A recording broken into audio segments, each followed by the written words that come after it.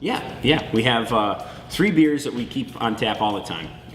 One of them is Belgian White Ale, and the Belgian White Ale is a great sort of easy drinking beer for people who either aren't really used to drinking craft beer, or for people who like just traditional Belgian style ales. They'll like that one. It's brewed with raw wheat, which we use to give it a really rich background flavor. But then on top of that, we'll use bitter orange peel to give it some floral character and a little bit of that citrus. And then also we'll ferment that with Belgian yeast, which just gives it a tart sort of brightness to the flavor. So it's a really great beer for people who maybe aren't sure they want a heavier beer, don't want a bitter beer, but want to start trying some craft beer. It's a good traditional style, but really approachable.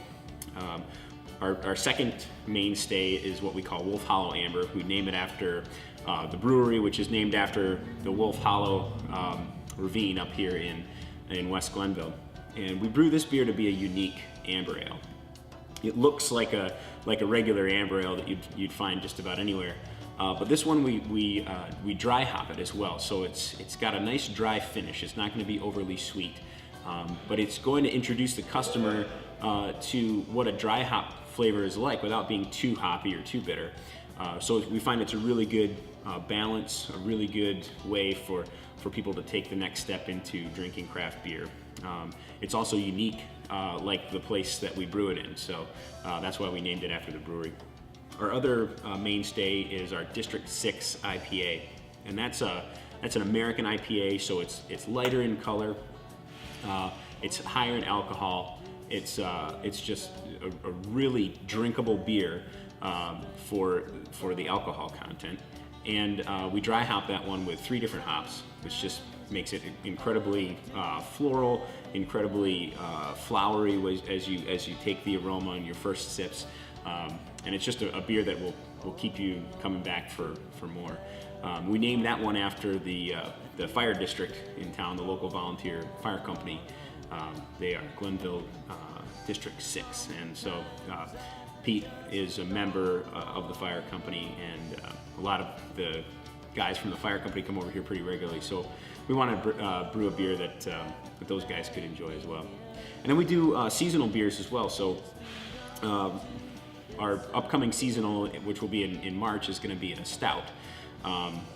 So that we're shooting for a dry Irish stout, similar to a kind of a Guinness, to help people celebrate through St. Patrick's Day and stuff like that.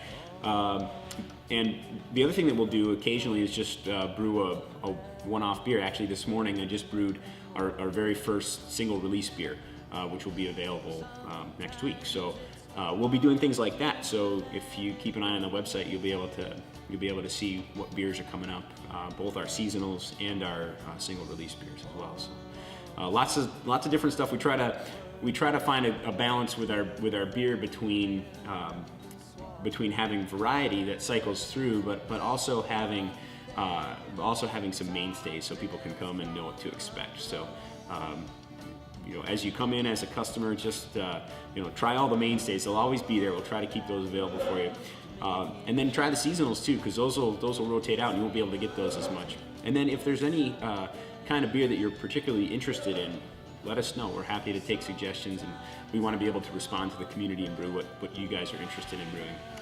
Actually, the single release beer that we just brewed this morning was in part an idea that we got from one of our customers. So just keep us in the loop with what you guys want to drink, and we'll try to make sure that it's here for you.